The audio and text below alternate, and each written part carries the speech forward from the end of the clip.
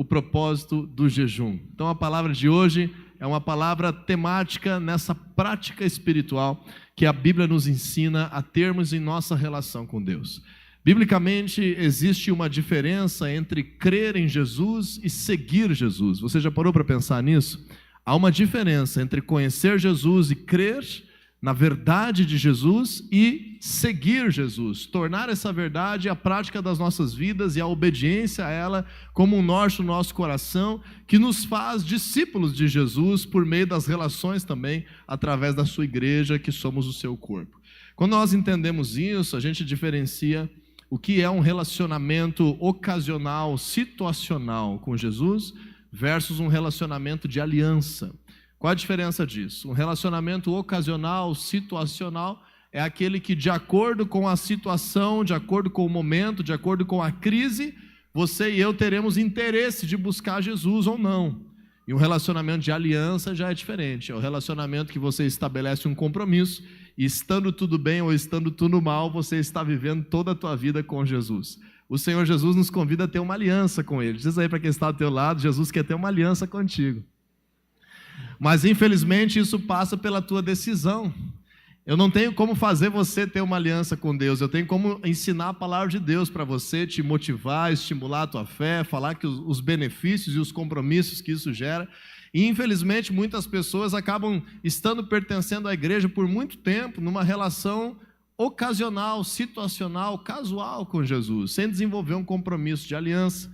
Porque esse compromisso de aliança, ele tem um preço que nós precisamos estar conscientes de nos comprometermos. Em Lucas capítulo 9, versículo 23 e 24, Jesus dizia a todos: se alguém quiser acompanhar-me, negue-se a si mesmo, tome diariamente a sua cruz e siga-me. Pois quem quiser salvar a sua vida, a perderá. Mas quem perder a sua vida por minha causa, este a salvará. Diga assim comigo: no reino de Deus, quem quer ganhar, perde, e quem aceita perder, ganha. Essa lógica do reino de Deus não é uma lógica humana, natural, não é uma lógica que nós estamos acostumados na nossa vida, mas se nós quisermos ter os benefícios e a vida abundante do reino de Deus, nós precisamos estar dispostos a entregar as nossas vidas a Jesus, estarmos dispostos a seguir Jesus de todo o nosso coração. E Jesus estava dizendo assim a todas as pessoas, não a alguns poucos que ele quisesse escolher. Jesus dizia a todos: se alguém quiser me acompanhar-me, negue-se a si mesmo, tome sua cruz e siga-me. E aquele que quiser ganhar a sua vida, a perderá, e quem quiser perder a sua vida, a salvará. Em outro ambiente da palavra de Deus, nós vemos Jesus ensinar: aquele que quiser, por amor ao evangelho, abrir mão de situações da sua vida, esse também receberá muita recompensa. E esse padrão do reino de Deus, então, ele traz uma elevação da nossa relação com Jesus. As pessoas que têm uma relação situacional, casual, ocasional com Jesus, vão ter uma vida de oração quando tem um problemão.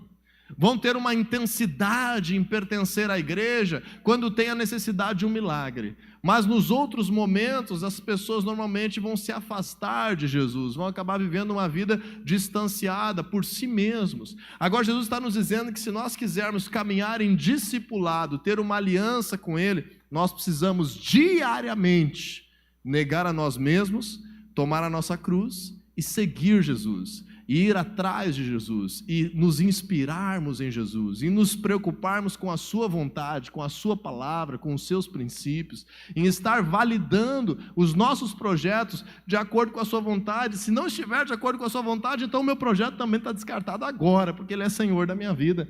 Então esse processo de seguir Jesus em discipulado, ele requer essa negação de si mesmo. E essa negação de si mesmo é a renúncia dos nossos desejos, das nossas vontades e dos nossos planos. Então essa pregação de hoje é um pouco mais contundente, um pouco mais forte, porque eu preciso te desafiar a pensar os maiores sonhos que você tem na tua vida e estar disposto a desistir de todos eles por causa de Deus. Você está disposto a desistir, quem sabe, de situações que você vem há anos trabalhando na tua mente por causa da vontade de Deus. Isso é caminhar em discipulado, em aliança com Jesus. E por que as pessoas fazem isso? Porque são malucas? Porque querem ter prejuízo na sua vida? Não, porque entendem que Deus está enxergando muito melhor a minha vida do que eu mesmo. A palavra de Deus, ela tem conceitos muito mais robustos para eu viver do que os meus conceitos de família ou de casa ou dos meus amigos. Os caminhos do Senhor são muito mais excelentes, os planos dele são muito melhores. Então, se ele disser não para mim, significa que de alguma forma ele tem algo melhor para mim, ou eu iria me machucar, eu iria me prejudicar se eu desse continuidade àquilo que eu cegamente estava achando correto. Quando nós aprendemos isso, tomar a sua cruz, de fato, é reconhecermos que temos fraquezas, expô-las elas diante de Deus e caminhar com isso, assumindo isso, inclusive assumindo, quem sabe, alguém que vai nos criticar, alguém que vai nos perseguir, e fazer alguns sacrifícios também, porque carregar uma cruz não é leve, não é fácil, requer uma certa abnegação, uma dedicação para seguir Jesus nas nossas vidas. E seguir Jesus, literalmente, é segui-lo, é priorizar a sua palavra, é fazer com que ele esteja à frente de tudo, a sua vontade, os seus caminhos, é imitar Jesus. Quando nós aprendemos sobre isso, pessoal, hoje poderia pregar sobre isso, mas nós vamos pregar sobre isso na nossa célula. Hoje eu quero falar sobre uma ferramenta, que é uma das principais ferramentas espirituais para viver essa decisão de seguir Jesus, para revisar isso no nosso coração, nas nossas prioridades, na nossa vida, para entrar em novos níveis na nossa relação com Jesus, e essa ferramenta se chama jejum. E o jejum é um conceito bíblico que nos leva a caminhar com Jesus, que nos leva a estreitar o discipulado, que nos leva a estreitar a compreensão das coisas de Deus e que nos leva a negar a nós mesmos, tomar a nossa cruz e segui-lo. Em um tempo específico que nós estamos nos consagrando para isso, mas que reflete a postura do nosso coração. Então, quando nós entendemos isso, se você quiser abrir a tua Bíblia, mas já a gente vai projetar, 2 Pedro 2,19... A palavra de Deus, ela está nos ensinando que qualquer coisa na nossa vida pode estar nos dominando. Nós podemos estar sendo escravos de algo. E aí, você está sendo escravo de alguma coisa nesse momento da tua vida? A gente pode ser escravo de demônios, a gente pode ser escravo dos nossos próprios prazeres, das nossas paixões. Nós podemos ser escravos de coisas boas, inclusive. Desde que algo esteja nos dominando, nós estamos escravizados de alguma forma. 2 Pedro 2,19 diz assim: pois o homem é escravo daquilo que o domina. E uma das coisas que mais tem dominado a vida do cristão, e agora eu quero falar também não somente aqueles que estão conhecendo a Deus aqui pelas primeiras vezes, mas pessoas que já estão, quem sabe, há anos pertencendo ao cristianismo através desse lugar, como uma expressão do corpo de Cristo. Uma das coisas que mais tem poder de dominar os cristãos é a comida. Existe um ditado por aí no meio cristão que diz assim: crente não bebe nem fuma, mas come. Tinha que ter uma placa às vezes no restaurante, buffet livre, se for cristão 20% a mais.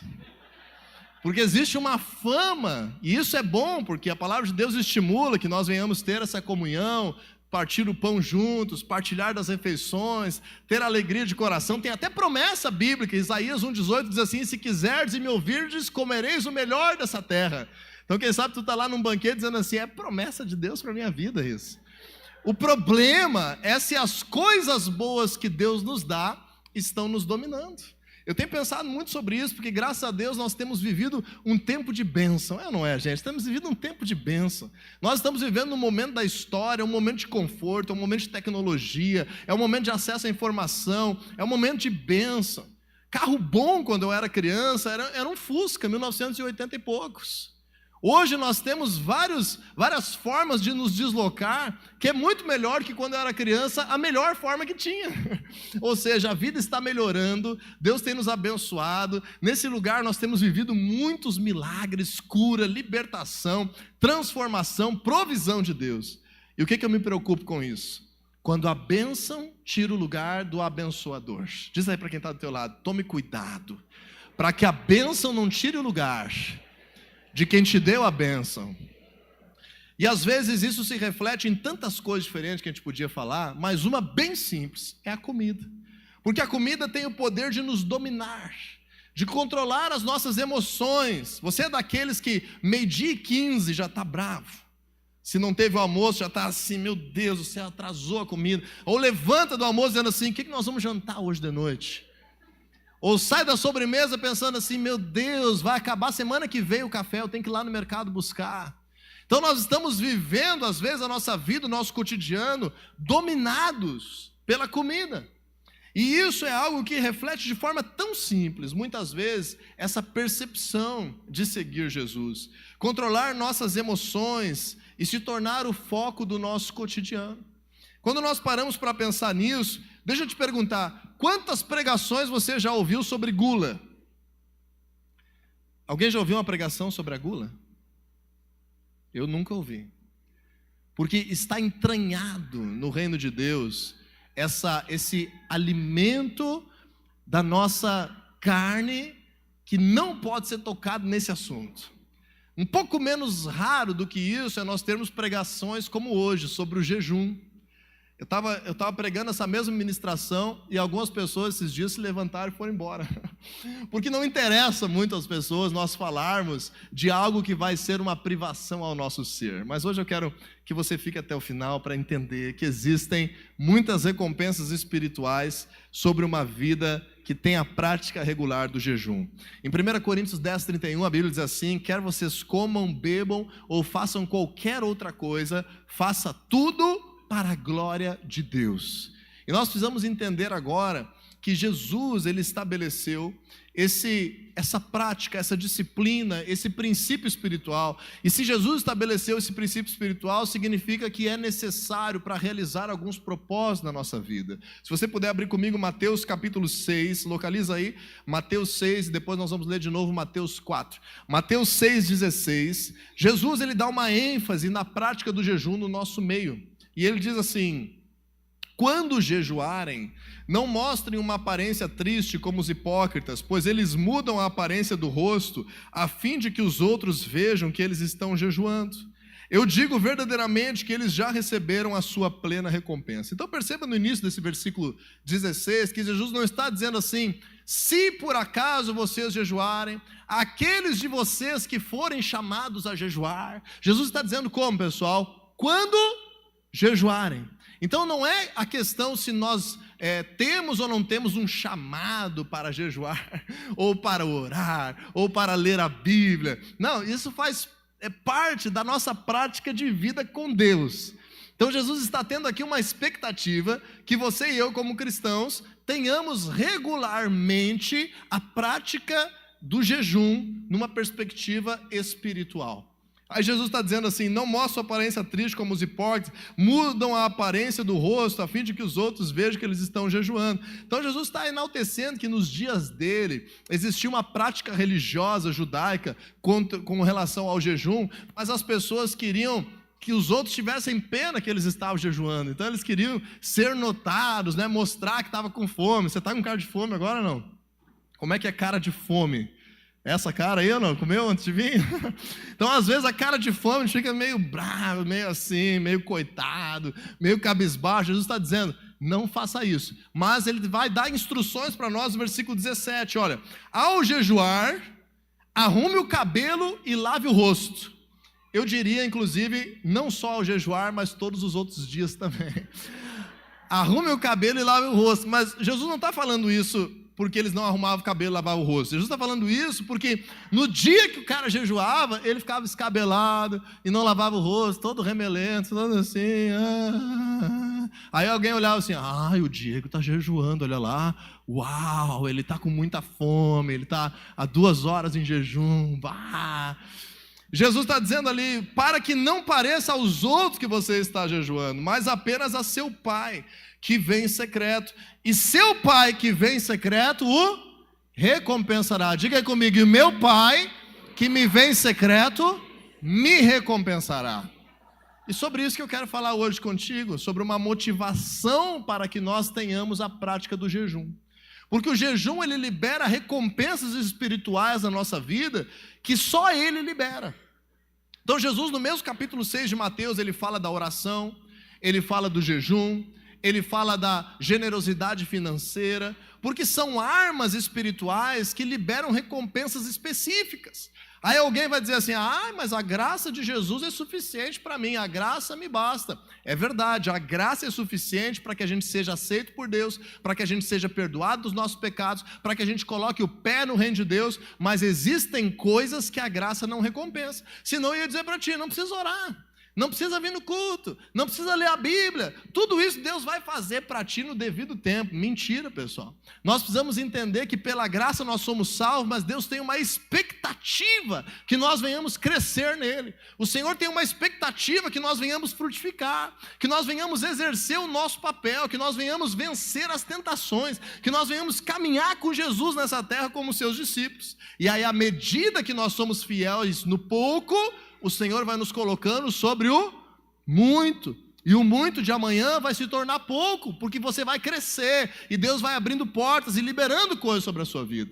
Numa perspectiva também do jejum, em termos de guerra espiritual, o Senhor, Ele estabelece um princípio na sua palavra e revela que nós estamos constantemente enfrentando uma situação espiritual contra a nossa carne e também nas religiões celestiais, com principados, potestades, dominadores desse mundo de trevas, forças espirituais do mal, espíritos malignos, demônios, uma série de coisas que atuam na nossa realidade. E em 1 Pedro 5,8, a Bíblia diz assim, que o diabo está ao nosso redor, rugindo e buscando uma oportunidade que possa nos devorar. Então, se eu e você queremos crescer em Deus, eu quero crescer em Deus, você quer crescer em Deus? Quando nós queremos crescer em Deus, as trevas vão querer avançar contra nós. E se nós não aumentarmos a nossa robustez espiritual, nós vamos ter prejuízo na nossa vida. E quando nós ensinamos sobre isso, nós precisamos aprender que ou eu escolho ter uma vida pacata com Jesus e não avançar muito e não me dedicar muito, ou eu preciso usar as ferramentas e armas espirituais que Ele me entregou para que eu siga vivendo uma vida abundante e abençoada. Eu espero que esse seja você, que como eu, deseja viver uma vida crescente com Jesus, não é verdade? Então nós vamos ver agora, no capítulo 4 de Mateus, no jejum de Jesus, nós vamos ver 4 propósitos que podem desaguar da prática do jejum. Enquanto você abre aí Mateus capítulo 4, versículo 1, eu quero te dar uma definição do que é jejum, porque às vezes as pessoas pensam que estão jejuando, mas não estão jejuando. Eu estou jejuando há 2 meses. O que tu está jejuando? TikTok. Estou jejuando TikTok há 2 meses. Pessoal, isso é libertação, isso não é jejum. Jejum é, em essência, uma abstinência intencional de alimentos, visando propósitos espirituais. Diga assim comigo, jejum é uma abstinência intencional de alimentos, visando propósitos espirituais. Então, por exemplo, você chega em casa e não tem o que comer, isso é passar necessidade, passar fome, isso não é jejum. O jejum é você ter o que comer e escolher não comer. É abstinência intencional de alimentos. Agora, se você fizer isso, jejum intermitente e tal, para emagrecer, você tem o propósito físico. Você pode emagrecer, jejum intermitente é uma ferramenta para emagrecer, mas não vai causar nada espiritual na tua vida só porque você está jejuando. Senão cada pessoa que tivesse que jejuar para fazer um exame médico, uma porta celestial ia se abrir na sua vida. Não. A gente jejua com propósito espiritual. Podem vir benefícios sobre a nossa saúde? Podem e vêm. Mas se nós não tivermos clareza de ter um propósito espiritual junto com essa abstinência alimentar, não é um jejum bíblico. Então, o jejum bíblico é um jejum que nós estamos nos abstendo de algum alimento, seja de forma parcial ou total. Mas o padrão bíblico de jejum é o jejum total. A exceção bíblica de jejum é o jejum parcial. Nos nossos dias nós temos vivido o contrário. O padrão ser um jejum parcial a exceção ser um jejum total. De que tu está jejuando? Estou jejuando há 1 ano. Do que é? De pão 7 grãos eu estou jejuando. Jejuando de pão 7 grãos. Entende? O brasileiro às vezes quer jejuar sem jejuar. Deixa eu te contar um segredo. Bem baixinho. Fala para a pessoa que está do teu lado assim, eu vou te contar um segredo. Bem baixinho. Diz assim, só entre nós. Fala assim, uma pessoa assim, jejuar dá fome. É um segredo milenário isso, pessoal. Porque eu vejo muitas vezes as pessoas quererem jejuar sem ter fome, sem se abster de um alimento. Isso não é jejuar. É que nem você querer orar sem falar. Que nem você querer ler a Bíblia sem ler. Jejuar é a abstinência intencional de alimentos visando propósitos espirituais. Posso fazer um jejum parcial? Claro que pode. Mas esse jejum, para ter um efeito espiritual na tua vida, ele precisa ser por um período bem maior do que o jejum total. O jejum total, ele tem uma capacidade muito mais profunda de produzir resultado espiritual em menos tempo. Então a gente já fez aqui na igreja várias vezes propósito de jejum parcial, 7 dias, 21 dias, várias semanas, 40 dias. Eu já fiz jejuns parciais na minha vida por 1 ano, 2 anos, de alguma coisa que eu estava me privando, me consagrando a Deus. Mas o jejum total é o jejum que nós vamos estar falando hoje, a partir da experiência de Jesus. Então em Mateus 4:1 diz assim: então Jesus foi levado ao deserto para jejuar. É isso que está escrito aí na tua Bíblia ou não? É ou não é? Não. Jesus não foi levado ao deserto para jejuar. Um monte de gente pensa, Jesus foi levado ao deserto para jejuar. Não, Jesus foi levado ao deserto pelo Espírito Santo para ser tentado pelo diabo. Olha só, às vezes na nossa caminhada com Deus, nós precisamos passar pelas provações da nossa fé e por lugares que nós vamos ter que ser expostos às trevas para que nós possamos vencer e derrotá-las. Então, quando Jesus é levado pelo Espírito Santo a um lugar que ele iria ficar exposto e vulnerável, sozinho, ele é levado para um ambiente de tentação. Agora, Jesus decide fazer o que nesse ambiente de tentação? Depois de jejuar 40 dias e 40 noites, teve fome. Então, isso é um indício muito interessante que nós temos que perceber os momentos que nós devemos jejuar.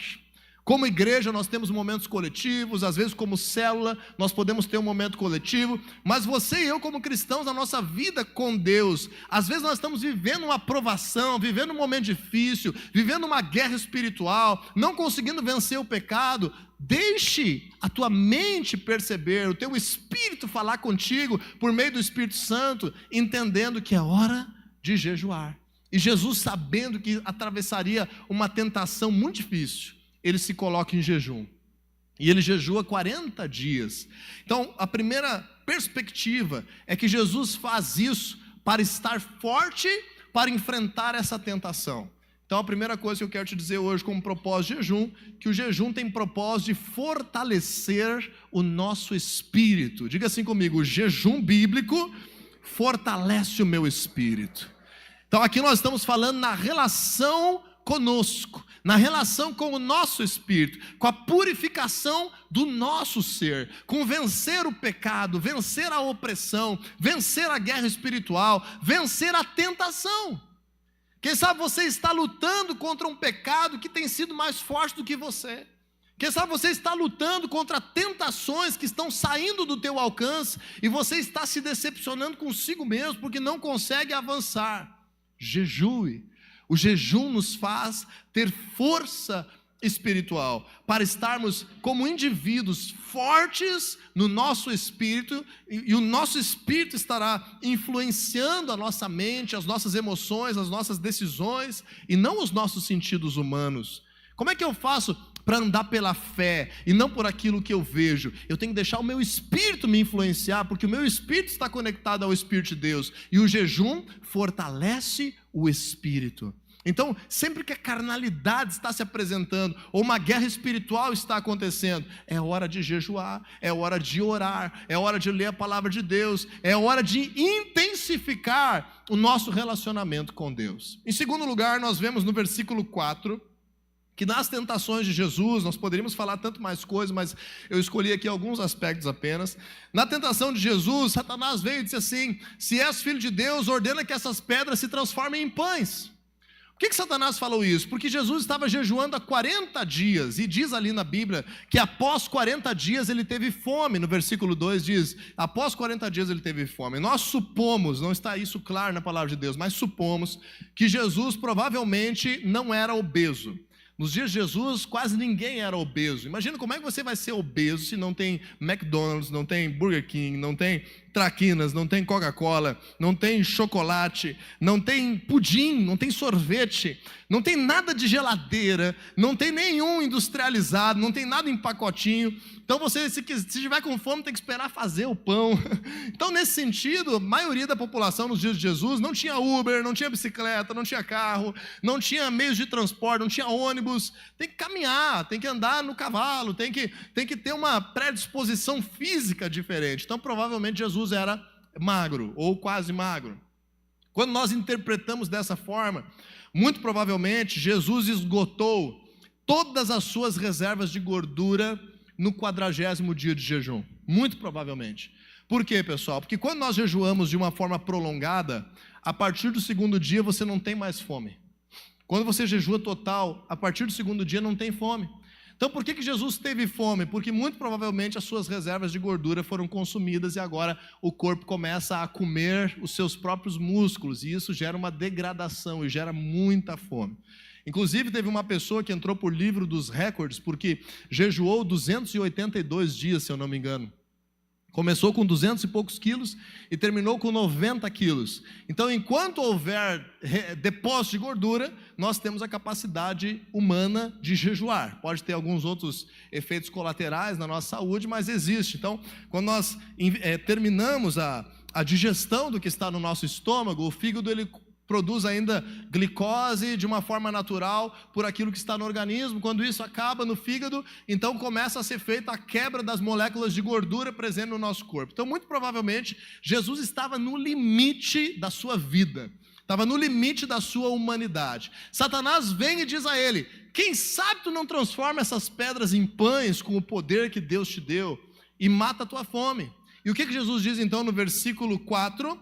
Está escrito: nem só de pão viverá o homem, mas de toda palavra que procede da boca de Deus. O que significa isso? Que ao jejuar, enfrentando aquela guerra espiritual, Jesus estava discernindo que se ele interrompesse o seu jejum, talvez ele não ia ter o mesmo discernimento da voz de Deus.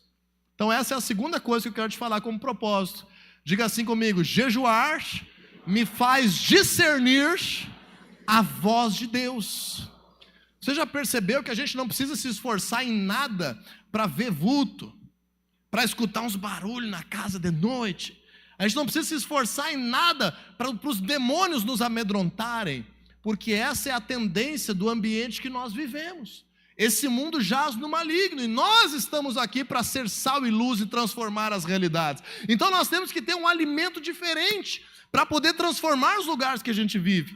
E o jejum, ele nos faz parar de dar atenção para as coisas das trevas e começar a ter maior percepção espiritual. Tem que ser normal na vida de um cristão perceber a voz de Deus, perceber a voz de um anjo, perceber uma visão, ter um sonho espiritual. Tem que ser algo normal, mas a gente cria calibre nisso, cria robustez no nosso espírito, por exemplo, através do jejum. Também através da oração em línguas, também através de uma vida de oração, também através da leitura bíblica. Mas o jejum, sem dúvida, nos faz perceber, discernir a voz de Deus sobre o nosso ser.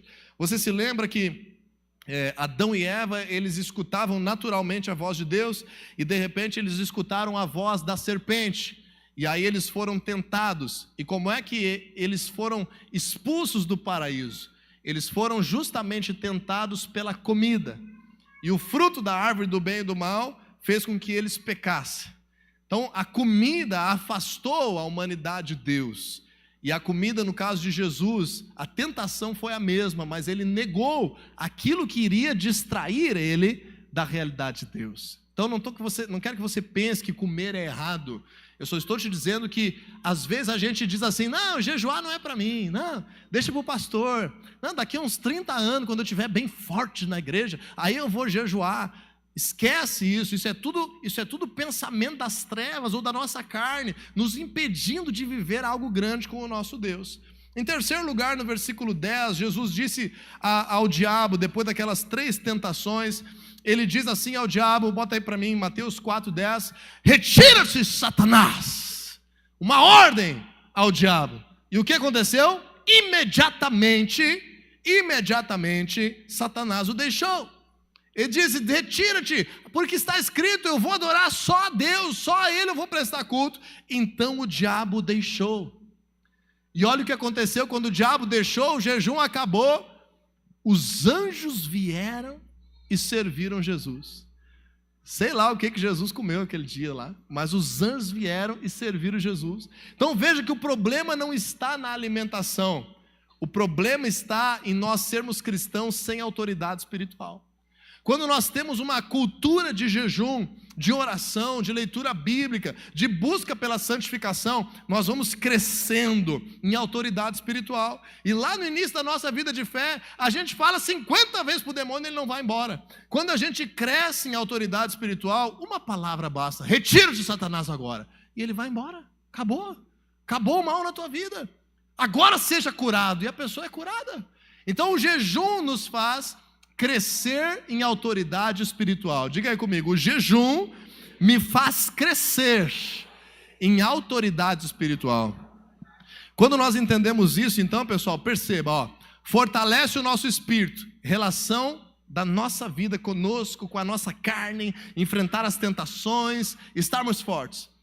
Nos faz discernir a voz de Deus. Nossa relação com Deus fica afinada, fica mais perceptível, fica mais sensível, fica mais sintonizada. Você consegue se alimentar mais da palavra de Deus, ou de forma audível, ou pela própria Bíblia, ou numa relação de discipulado, ou numa visão, num sonho, ou percebendo a voz de Deus no teu ser. Eu não sei como é que Deus vai falar contigo, mas o jejum nos faz crescer em discernir a voz de Deus, relação com Deus. E o jejum também nos faz mudar a nossa relação com as trevas. Como é que está a tua relação com os demônios? Como é que tem sido o teu relacionamento com o diabo? Tem gente que está caminhando juntinho, do lado do pecado ali, está gostando de estar se relacionando com os demônios. Quando nós temos uma prática de buscar a Deus, por exemplo, através do jejum, a nossa relação com as trevas fica diferente. Nós temos autoridade, e nós exercemos a palavra em autoridade, e as trevas se dissipam. Olha que maravilha. O jejum faz isso, pessoal.